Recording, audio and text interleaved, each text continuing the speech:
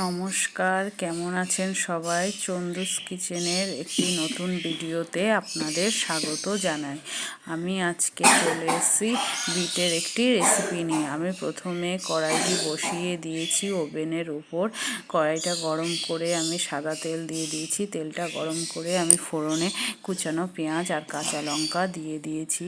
দিয়ে আমি পেঁয়াজটাকে একটু হালকা করে ভেজে নিচ্ছি। বন্ধুরা, তোমরা দেখতেই পাচ্ছ আমি পেঁয়াজটাকে ভেজে নিচ্ছি। পরে একে একে আমি সবজিগুলো সব দিয়ে দিচ্ছি।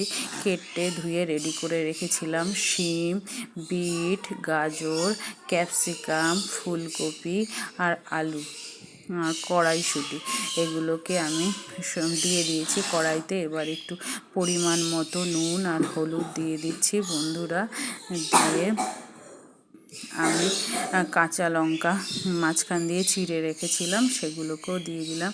আর টমেটো কুচিয়ে রেখেছিলাম, সেগুলোকেও দিয়ে দিচ্ছি। টমেটো দিলে শীতের সবজি খেতে বেশ ভালোই লাগে।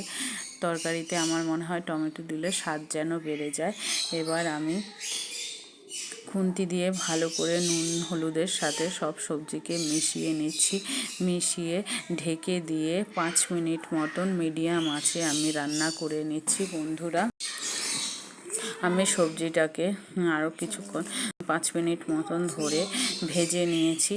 ভেজে নিয়ে এবার আমি পরিমাণ মতো জল দিয়ে দিচ্ছি। বন্ধুরা, এই রেসিপিটা মাখা মাখা হবে, তাই বেশি জল দেব না, সামান্য জল দিয়ে দিয়েছি। দিয়ে আমি কড়াইয়ের সাইডগুলো পরিষ্কার করে দিচ্ছি। বন্ধুরা, তোমরা দেখতেই পাচ্ছ। এবার আমি আবার ঢেকে দিচ্ছি। ঢেকে 7-8 মিনিট আমি রান্না করব মিডিয়াম আঁচে। 7-8 মিনিট পরে আমি আবার ফেরত এলাম। এসে ঢাকা তুলে আমি দেখে নিচ্ছি কতটা রান্না হয়েছে। আমি খুন্তি দিয়ে নেড়ে দিচ্ছি ভালো করে। নেড়ে আমি আরও কিছুক্ষণ রান্না করে নিলাম।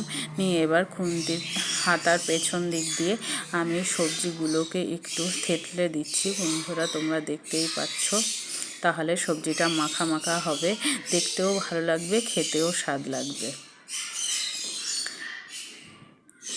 এবার আমি আবার ঢেকে দিচ্ছি। ঢেকে আরও 4-5 মিনিট আমি রান্না করব সিম করে আঁচ। তারপরে আমি 5 মিনিট পরে আবার ঢাকনা তুলে নিয়েছি। তুলে নিয়ে ভালো করে নেড়ে দেখে নিচ্ছি এবার আমার বিট গাজরগুলো সেদ্ধ হয়েছে কিনা।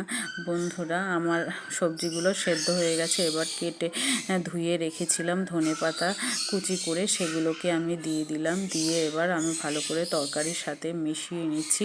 মিশিয়ে আরও 2 মিনিট মতো আমি রান্নাটা করে নিচ্ছি। করে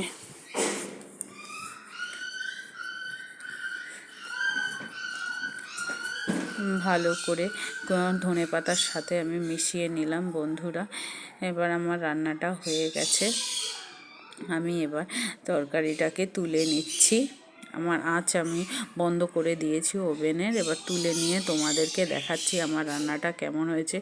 বন্ধুরা, আমার ভিডিও যদি ফেসবুক থেকে দেখে থাকো তোমরা ফলো করে দিও, ইউটিউব থেকে দেখলে আমার সাবস্ক্রাইব করে দিও। আর বন্ধুরা, প্লিজ আমার পাশে থেকো এবং আমাকে সাপোর্ট করো। Thank you.